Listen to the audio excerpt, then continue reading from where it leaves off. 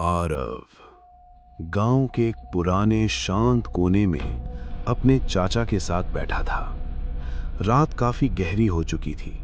आसमान में चांद अधूरा था और हवा में एक अजीब सा सन्नाटा घुला हुआ था। चाचा की आंखें आग की लौ में चमक रही थीं, जैसे वो कुछ याद कर रहे हों, कुछ ऐसा जिसे वो भूलना चाहते थे। तभी उन्होंने धीरे से कहा, कई साल पहले हमारे गांव के बाहर के पुराने किले में एक परिवार रहता था। एक रात वो सब अचानक गायब हो गए।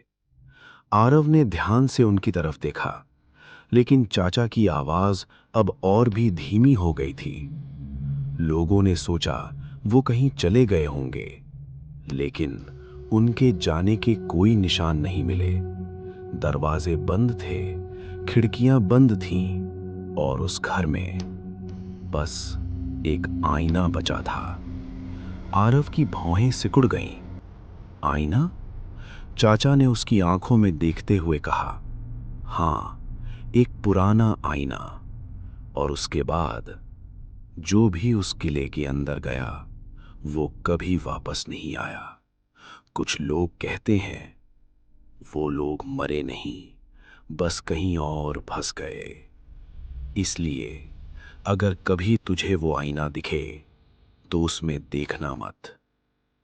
लेकिन आरव अब डर नहीं रहा था। उसके अंदर सवाल ज्यादा थे, डर से भी ज्यादा। उस रात वो सो नहीं पाया। बार बार वही बात उसके दिमाग में घूमती रही। आईना, गायब लोग, फंस जाना। और आखिरकार उसने फैसला कर लिया, वो उस किले में जाएगा। अगली रात 12 बजे आरव किले के सामने खड़ा था। किला अंधेरे में और भी बड़ा लग रहा था, जैसे वो कोई इमारत नहीं बल्कि कुछ जिंदा हो। उसके हाथ में लालटेन थी, लेकिन उसकी रोशनी उस अंधेरे के सामने बहुत छोटी लग रही थी। कुछ पल के लिए वो वहीं खड़ा रहा। फिर उसने धीरे से दरवाजे को धक्का दिया। दरवाजा अपने आप खुल गया। अंदर सब कुछ ठंडा नहीं बल्कि बेजान था, जैसे यहां बहुत समय से कुछ भी नहीं बदला।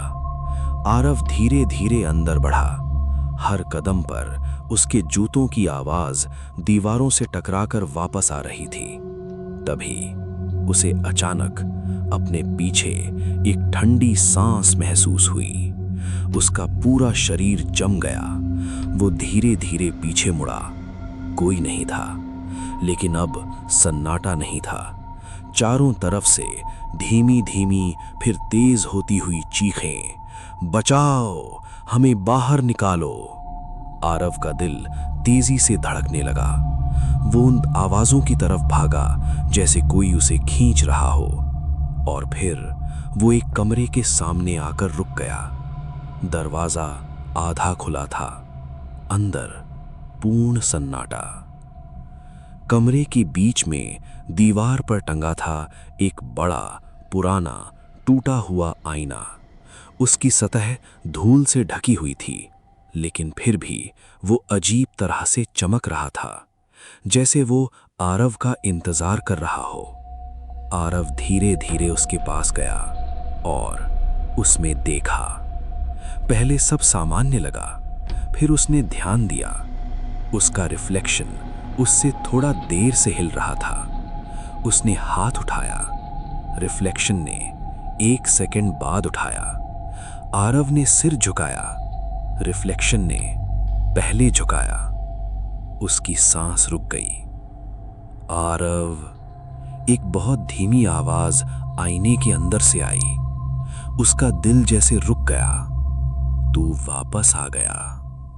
वो आवाज उसकी मां की थी। आरव की आंखें भर आईं।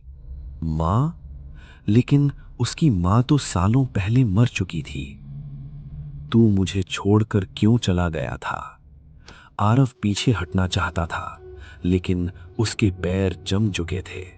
उसका हाथ धीरे धीरे खुद ब खुद उठने लगा। मत छू, उसके दिमाग में आवाज गूंजी, लेकिन उसका शरीर अब उसका नहीं रहा था। जैसे ही उसकी उंगलियां आईने को छूती है, आईने के अंदर से उसका साया उसका हाथ पकड़ लेता है। उसकी पकड़ ठंडी और बहुत मजबूत थी। आईना हिलने लगा।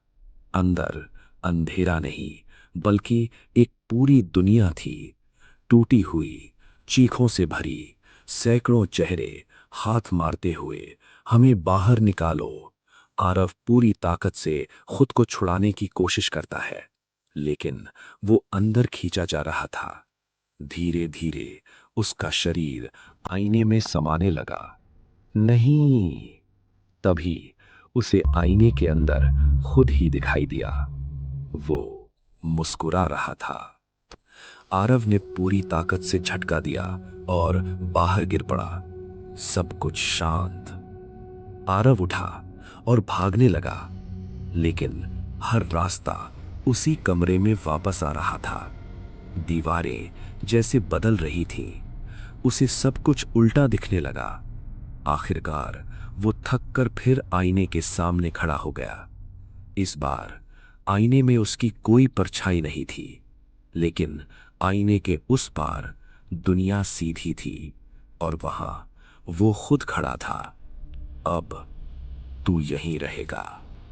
आरव की सांस रुक गई। धीरे धीरे उसकी चेतना खोने लगी। कमरा शांत, आईना दीवार पर टंगा हुआ, और उसके अंदर आरव खड़ा है, शांत, मुस्कुराता हुआ। दरवाजा धीरे धीरे खुलता है। कोई और अंदर आता है। आरव धीरे से फुसफुसाता है, अब अगला कौन?